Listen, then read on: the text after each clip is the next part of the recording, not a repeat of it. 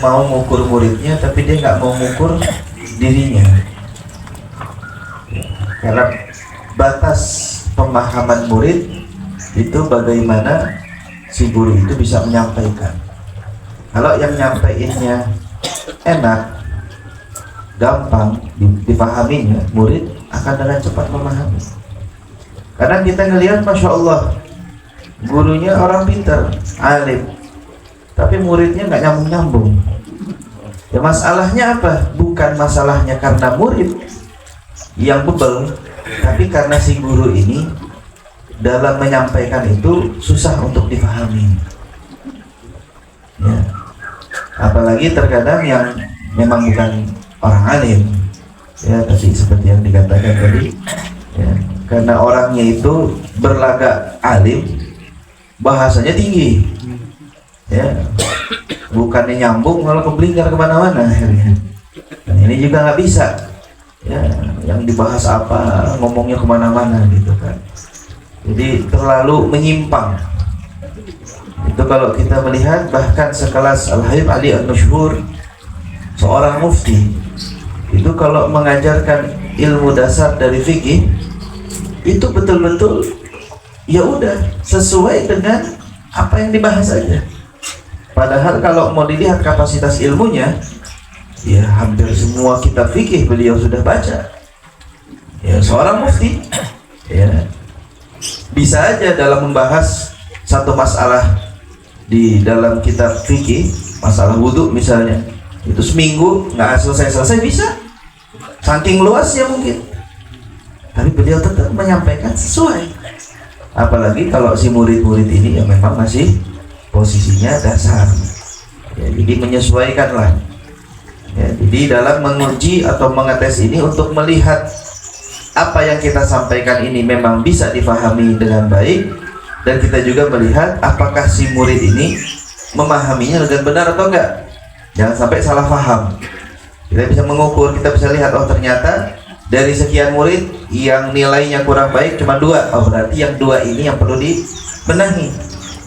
Ya, terkadang seorang guru itu terlalu fokus sama yang pintar-pintar aja. Wah ini yang pintar, udah akhirnya dia setiap mengajar fokusnya cuma sama ini yang pintar-pintar. Yang nggak nyambung-nyambung, yang nilainya kurang baik, ya udahlah, dia juga kagak baik nilainya. Salah. Seharusnya malah lebih fokus kepada yang nilainya kurang baik biar bisa setara dengan yang baik. Itu tugasnya guru, ya, untuk mencetak keseluruhan dari murid-muridnya ini dengan pemahaman, ya, bukan cuma sebagian. Lalu dikatakan di sini juga wa an yutalibahum bitaqwiyatil mahfuzat wal ihsanin nutqu biha. Ya, apa-apa yang dihafal itu untuk diperkuat. Ya, kita ini punya metode, alhamdulillah, khususnya di Indonesia itu dalam menghafal itu Masya Allah banyak banget metode-metodenya. Baik dalam menghafal Al-Quran, menghafal hadis, menghafal daripada nazam. Ya, di Indonesia ini suka banget sama menghafal nazam. Nah, ini hal yang baik. Kapasitas hafalan manusia itu luas sebetulnya. Jadi kalau ada murid yang mengatakan, wah enggak, saya nggak bisa hafalan, saya nggak kuat hafalannya, sebetulnya bukan karena nggak kuat, tapi karena metodenya dia belum dapat. Setiap orang itu ada cara-cara tertentu dalam menghafal, ya. Intinya dalam menghafal itu dari sekian banyak jenis cara metodenya, ya kita harus bisa mengarahkan kepada si murid ini, khususnya murid yang susah dalam menghafal, ya, susah dalam menghafal. Gimana cara kita cari metodenya paling mudah buat dia menghafal seperti apa? Ya kita kayak ngajarin anak kecil. Kadang-kadang anak kecil yang masih baru belajar menghitung itu kalau ditanyain 5 tambah 5 berapa, bingung dia ngitungnya. 7 tambah 7 bingung. Tapi coba kalau duit, langsung dia. Iya, coba bilang nih, kalau 15.000 dibagi buat 3 anak, langsung tahu dia dapatnya berapa. Karena duit. Iya, coba kalau dihitungin 15 dibagi 3, bingung dia. Bagi, saya baru kelas berapa udah dibagi-bagi aja kata dia. Tapi kalau udah duit deh, wah langsung dia. Ini ada duit 200.000 nih, ayo bagi ber5, langsung tahu dia buat berapa. Iya. Berarti kita harus tahu cara mereka itu memahami dalam metode itu. Jadi menghafal, memahami itu tinggal cari aja celah-celahnya. Karena itu banyaknya mu'allafat, kitab-kitab khususnya dalam ilmu dasar ini, yaitu mencari celah dalam metode. Dikasih kitab yang besar bingung, padahal kalau kita lihat isi kitab fikih dari awal sampai akhir semuanya sama aja, ya babnya itu juga, tapi kenapa diringkas atau diganti dengan kata-kata yang lain, perubahan dalam penataan kata-katanya, itu semuanya mempermudah mencari celah orang itu biar gampang, biar paham.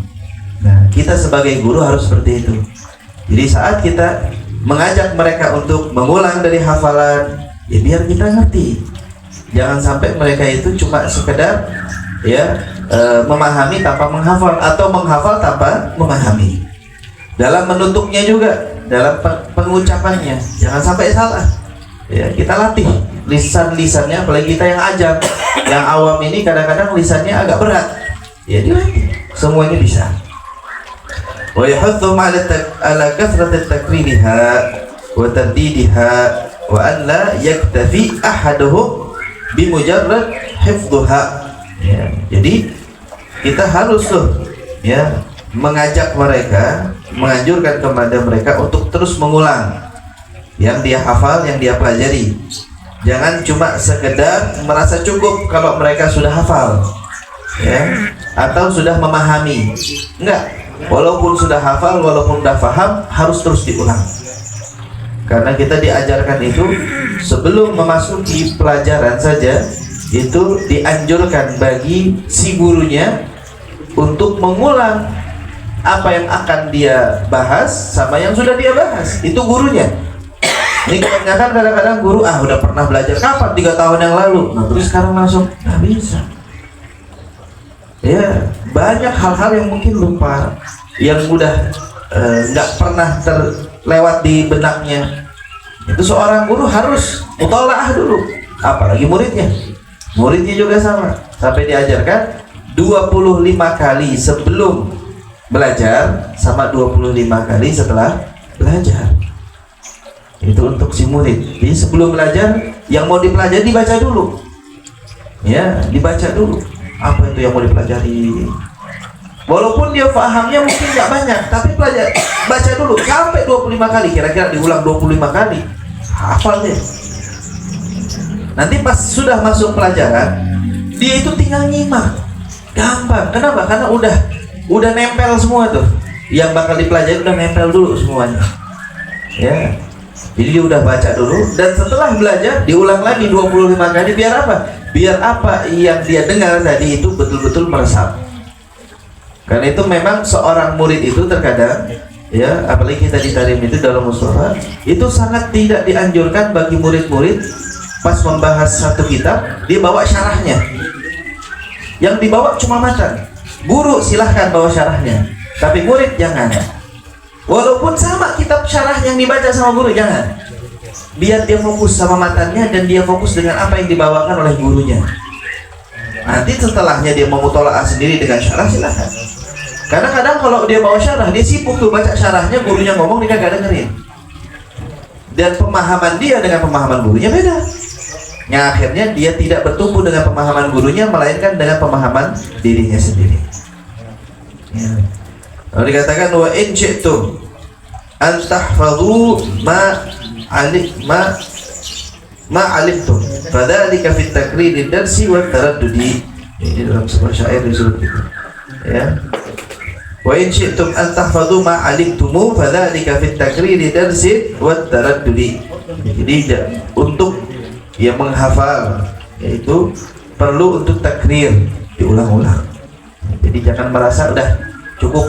Itu Imam Syafi'i yang dikatakan tidaklah memfatwakan sebuah permasalahan kecuali permasalahan itu belum lebih dari 3 hari. Jadi ada masa expired bagi dia itu. Ini kalau masalah udah lebih dari 3 hari saya belum baca, saya harus baca lagi. Nggak berani langsung fatwain. Nah kalau kita udah nggak tahu berapa puluh tahun masih aja difatwain aja. Ya, ini kadang-kadang perlu dibenahi yang begini. Wa yadkhula innal malali al-mudahhikat al-munasabah. Terus dalam menyampaikan itu juga terkadang kan yang dengar suka bosan, ya jenuh, ngantuk. Terus gimana? Ya itu bisa tuh diselip-selipin sedikit sama cerita yang lucu, ya dengan sesuatu yang memang berkaitan dengan pelajarannya, nggak apa-apa. Ya, tapi nggak berlebihan. Jadi misalnya dari 100% itu ya paling berapa persen aja, 2%, 3% aja, bukan kebalik.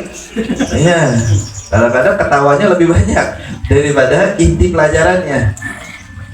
Jadi kita kasih tuh ya untuk pencairan suasana.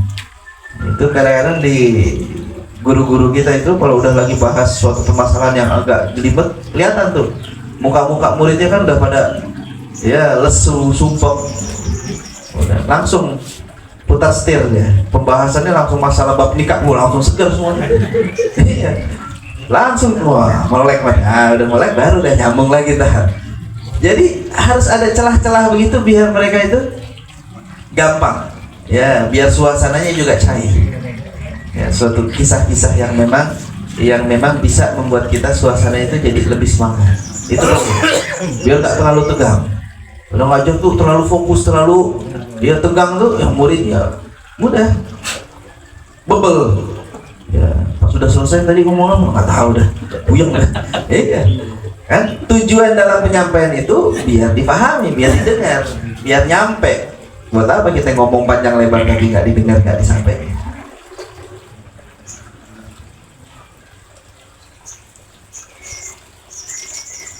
Yuridul qisas ya lisyaddi adhanihim wasti'adah nasyataha. Ya, jadi diulang-ulang, ada kisah ini, itu penting adanya kisah-kisah. Ya, itu tadi kayak tadi Herman bilang kan, kita ini orang-orang yang senang sama dongeng. Cuma kalau kebanyakan dongengnya nggak ada isinya juga berantakan. Ya kan? Jadi harus seimbang, ada dongengnya sedikit ceritanya, tapi inti daripada sebuah penjelasan harus tersampaikan. Apalagi dalam menyampaikan hal-hal yang wajib dalam ilmu syariat, ya masalah sholat, masalah wudhu, ya dalam kebanyakan pada doa yang sekarang kita dengar dalam penyampaian ini lebih fokus ke hal-hal yang umum. Nah, itu kalau ada majelis-majelis yang rutin, ya harus ada tuh pembahasan-pembahasan yang sekiranya tidak jauh daripada hukum-hukum ya syariat itu, apalagi untuk awam, biar mereka itu ya tidak keluar dari jalan-jalan tersebut, biar paham. Jangan cuma dengan qisas, karamah dan lain sebagainya, itu hanya bumbu-bumbu dalam ya dalam berdakwah, biar ada rasanya. Ya. Kalau kebanyakan garamnya ya asin, ya. Jadi bumbunya harus sesuai, biar enak yang menyerap ilmu-ilmu tersebut. An yasta'mila tatbiq fi ma yata'atta tatbiquhu kal wudu'i was salah wa ghairiha. Terus dalam penyampaian itu juga perlu adanya tatbiq. Apa itu tatbiq? Apa namanya? Diperagain. Ya, sesuatu yang perlu untuk diperagakan, peragain. Ya, seperti masalah wudu. Ya, jangan cuma penyampaian tapi peragaan. Masalah pembersihan najis itu paling sering, ya, karena banyak banget orang masih berantakan sama membersihkan najis. Ya, udah tahu ilmunya, tapi pelaksanaannya itu kadang masih salah. Ya, itu perlu peragaannya itu, cara membersihkan najis, betul-betul praktekkan, biar awam itu tahu. Karena masalahnya ini udah kemana-mana kalau udah najis, ya itu masalahnya bisa masalah sholatnya nggak sah dan lain sebagainya. Ya, jadi cara membersihkan najis itu dipraktikkan, cara berwudu, caranya sholat, apa saja yang membatalkan, seperti apa gerakan yang membatalkan di dalam sholat, itu diperagain semuanya biar mereka paham. Ya, seperti ada manasik misalnya umroh dan haji itu kan kadang-kadang ada peragaannya, dibuatin itu ya, kabah-kabahan apa, ya tujuannya apa? Biar lebih mendalaminya itu lebih gampang, lebih lengket ilmunya karena adanya praktek. Ya. Tapi kalau nggak dipraktekin susah, khususnya untuk anak-anak ya, perlu dipraktekin hal-hal semacam ini Ya, cara sesuatu yang memang masih tergolong penting dan harus dipraktikkan. Tapi sesuatu yang sekiranya tidak ataupun malah melakukan hal yang memang tidak pantas, ya nggak usah. Ya, jangan sampai. Ya. Itu makanya perlunya dalam pembimbingan khususnya hal-hal yang seperti ini, ya guru untuk kaum wanita dia perempuan tuh. Jadi prakteknya pun lebih dapat. Ya. Karena akhirnya banyak daripada orang-orang yang mengambil manfaat. Ya, karena dia bukan orang ilmu atau orang yang tidak takut kepada Allah Subhanahu wa taala, dia buat loh program-program praktek dalam ibadah, ya, tapi nggak cuma laki-laki, yang perempuannya juga, dan dia gurunya laki-laki. Nah, akhirnya ya adanya terbuka aurat, bersentuhan kulit yang bukan mahram dan lain sebagainya terjadi. Padahal dia seorang dia ngomongnya, wah ada guru. Ya, guru itu bimanzilatil ab katanya. Guru itu seperti ayah. Jadi bebas. Nah, kan udah. Nah, ini guru-guru PA yang begini nih, susah udah. Nah, ini banyak. Ya kan kasus-kasusnya akhirnya yang sering menjadi permasalahan yang kita sering lihat di berita itu begitu masalahnya. Ujung-ujungnya memanfaatkan nilai-nilai agama ini untuk hal-hal nafsu. Ya, syahwaniyah yang naudzubillah.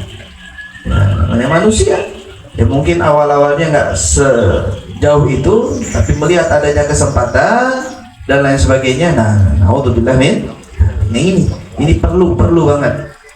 Makanya menjadikan kaum wanita untuk menjadi seorang guru-guru dalam mengajarkan ilmu syariat itu penting banget.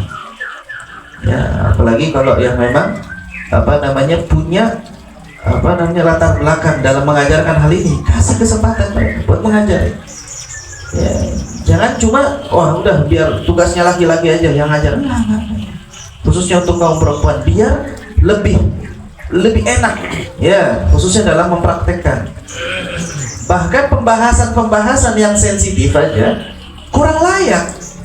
Kadang kita melihat gitu. Ada beberapa guru yang membahas pembahasan yang mungkin sensitif. Ya udah, mau itu muridnya laki atau perempuan dibahas dengan sedalam mungkin, nggak pantas. Muru'ah gurunya hilang. Ya, dan hal ini yang perlu sangat dibenahi. Ya, biar ihtiram, kehormatan guru itu ada. Ya, jangan sampai akhirnya awam saat melihat hal-hal seperti ini terjadi, kehormatan guru itu hilang dan mereka tidak lagi menghormati guru karena mereka merasa, ya, kebanyakan guru-guru yang seperti ini akhirnya bersifat dengan sifat yang negatif, yang akhirnya membatasi mereka untuk belajar. Nggak mau dah, ya paling ntar gurunya begini, paling ntar gurunya begitu, nggak ada yang mau belajar. Nah itu setan bakal bisik-bisik, oh jangan tuh belajar sama itu, hati-hati, tuh gurunya cabul tuh. Nah begitu pikirannya. Itu setan bakal terus menggerus begitu sampai akhirnya tidak ada yang mau belajar. Dan akhirnya nanti diiming-imingi lagi sama setan. Udah tinggal buka GPT aja, gampang deh. Ya, akhirnya ilmunya sumbernya udah bukan lagi seorang guru yang benar, melainkan cuma berdasarkan apa yang dia mau, baik dari internet, baik dari mana. Ini hilangnya akhirnya rasa-rasa penghormatan terhadap ilmu, penghormatan terhadap guru, ya berdasarkan apa? Berdasarkan metode yang salah. Ya, metode yang salah dalam penyampaian hingga hilang itu rasa semuanya. Dalam tatbik, ya penting ya adanya tatbik, adanya praktek dalam kajian-kajian tersebut.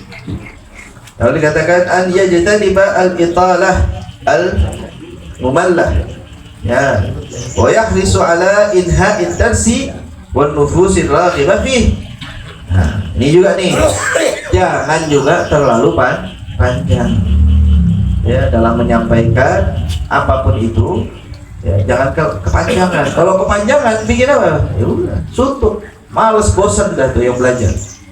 Walaupun si pengajar ini lagi semangat-semangatnya, lagi menggebu-gebunya, wah, lagi seru nih, lanjut aja. Ya, cukup kita kalau melihat, ya, tolak ukur kita kan biasanya Sayyidul Hilman itu kalau ngajar, ya kalau rohah saja yang durasinya kalau kita lihat paling panjang durasi mengajar hadil hayawan itu di Doha bisa 1 jam kurang lebih. Itu bukan satu kitab, bisa berapa kitab itu, 5 sampai 6 bahkan lebih terkadang. Kenapa? Biar orang juga nggak bosan. Nggak satu pembahasan 1 jam, enggak, dibagi benar-benar. Jadi dalam satu roha itu bisa 6-7 kitab dibaca terus pergantian jadinya untuk pembahasannya, dari bab ini menuju bab yang lain, dari tafsir, nanti dari hadis, masuk ke fikih, masuk ke tasawuf, masuk ke sirah, terus ada. Nah, ini bikin orang tuh jadi nggak bosan. Dalam ceramah-ceramahnya beliau saja itu, kalau ceramah yang tanpa terjemah itu biasanya 20-30 menit itu udah paling banyak. Jarang lebih dari 20 menit, itu jarang ceramah. Kenapa? Karena tujuannya menyampaikan dan dipahami. Ya. Nah, kalau misalnya adatnya kita di Indonesia ya mungkin 30 menit masih oke lah. Ya. Tapi kalau udah sampai 1 setengah 2 jam, kadang-kadang berat banget itu, yang nyimak juga susah. Ya, kecuali orang-orang tertentu yang memang bobotnya itu ya sesuai dan orang juga menyimaknya juga itu asyik, ada masalah. Ya, seperti Salim Syatiri itu kalau ceramah itu kadang, apalagi di tempat beliau ya, di Rubat itu kalau tausiah itu 1,5 jam, 2 jam kadang-kadang menyampaikan. Tapi ya memang bobot, semuanya ilmu dan orang itu nggak bosan dengan apa yang disampaikan. Ya, gitu. Kalau udah isinya udah ngalor gitu, ceritanya nggak tahu kemana, pembahasannya udah nggak nyambung kemana-mana, orang juga pulang yang dibawa apa bingung, udah yang dibawa cerita lucunya doang deh. Ya, inti daripada pembahasannya lupa semua karena terlalu panjang. Al-italah, ya, al-mumallah, terlalu panjang yang bikin sumpek, bikin suntuk, bikin ngantuk, itu dikurangin. Walaupun si pengajar itu lagi kepengennya atau lagi seru-serunya dalam menyampaikan, bikin ceritanya tuh kayak sinetron aja, bersambung aja udah. Lagi seru-serunya bersambung, nah kan enak tuh. Jadi si murid juga, wah ini ntar minggu depan apa nih? Gitu. Kerasa ada sesuatu yang ditunggu. Ya, dibuat seperti itu. Lalu dikatakan an yurattiba mutala'at khasah, ya, li dha'ifil faham. Terus juga, nah ini kalau kita melihat adanya murid-murid kita, khususnya kalau pelajaran-pelajaran yang rutin ya, itu kan ada beberapa murid-murid yang pemahamannya mungkin kurang.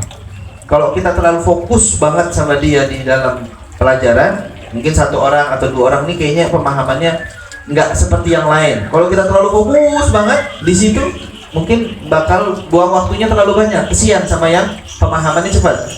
Bagaimana caranya? Kita buat tertib khusus, ya. Tertib mutala'ah, adanya mutala'ah, pengulangan khusus kepada siapa? Kepada mereka-mereka nih yang pemahamannya kurang kuat. Ya, bikin ya dars khas atau pelajaran khusus untuk mereka, biar mereka itu lebih mustawa'ib, lebih luas dalam pemahamannya. Liyatamakkana, ya, biar mereka itu tamakkan, memiliki pemahaman yang cukup. Minal luhuqi, ya, biar mereka juga bisa ya menyesuaikan dengan yang lain, nggak ketinggalan jadinya. Biagarinihi wa siri mahum. Jadi satu kelas itu bisa setara semua jadinya. Yang kurang-kurang ini diambil waktu khusus lagi, ayo diulang lagi biar nggak ketinggalan seperti yang lain. Yang lain sudah punya pemahaman yang bagus, ya tinggal yang kurang ini. Ini penting ya, harus dibuat pelajaran atau waktu-waktu tertentu ya. Jadi kadang murid-murid ini disuruh mutolaah, murojaah atau sejenisnya, mereka bingung caranya gimana, apa yang mau dibaca, apa ini perlu diajarin, bahkan untuk hal seperti ini diajarin biar mereka paham cara mutolaah seperti apa. Wa yaj'alu mutala'at wa durusan idhafiyah li aqwiya al-fahm liyastawibu akthar wa yasra'u fi ikmalil mugarrar. Untuk mereka yang fahamnya bagus, bagaimana? Mumpung fahamnya bagus, ya, menghemat waktu, buatlah pelajaran tambahan dari pembahasan atau kitab-kitab yang berbeda. Kenapa? Biar mendapatkan sesi tambahan lagi dari ilmu-ilmu. Kenapa? Untuk pelajaran dalam pelajaran yang resmi, ini anak udah cukup, pahamnya bagus, mutolaahnya sendiri juga bagus. Nah, ada waktu-waktu kosong, kita buat lagi pelajaran baru, ya, dari kitab yang berbeda yang memang mungkin tidak mugarrar atau pembahasannya lebih diluaskan, itu dibahas. Ya, dulu kita ingat ada salah satu guru kita begitu. Dan itu orangnya masya Allah, mutolak banget, ilmunya luas banget dalam fikih khususnya. Cuma keluasan itu tidak mungkin disampaikan di halaqah pelajaran resmi karena akan mengambil waktu yang banyak. Kita pernah bahas itu bab sholat musafir 6 bulan. Setiap hari kurang lebih 1 jam lebih kita belajar itu. Setiap hari nggak ada liburnya, kecuali mungkin hari Jumat ya kita libur. Hampir setiap hari, jadi selama 6 hari nonstop 1 jam setiap harinya. Cuman bab masalah sholat musafir doang itu 6 bulan baru selesai. Ini pelajaran khusus kita buat. Itu yang dibuka nggak tahu berapa kitab itu, dari kitab ini semua pembahasan dibuka semuanya. Tujuannya apa? Yaitu perluasan aja. Nah ini biasanya halaga-halaga begini khusus-khusus untuk mereka yang punya semangat yang lebih. Ya, adapun yang pahamnya masih berantakan, ya jangan dulu dah. Fokus sama pelajaran yang pentingnya dulu, seperti itu. Nah, ya, biar mendapatkan ya idhafatul agwiya al-faham. Dia tahu agu aksar, biar mereka punya pemahaman yang lebih, ya, dan bisa mendapatkan ya ikmalul mugarrar. Jadi menyelesaikan daripada apa-apa yang telah disesuaikan, ditentukan, bisa cepat selesainya. Wallahu a'lam bishawab. Insyaallah ya, ini jadi tata cara kita dalam menyampaikan khususnya kepada murid-murid kita, dan kita yang ngajar itu nggak cuma asal ngajar, biar mencetak, benar-benar mencetak mereka ya menjadi orang-orang yang betul-betul memahami, ya, memiliki ilmu-ilmu yang bermanfaat baik untuk mereka ataupun untuk orang-orang sekitarnya nanti. Wallahu a'lam.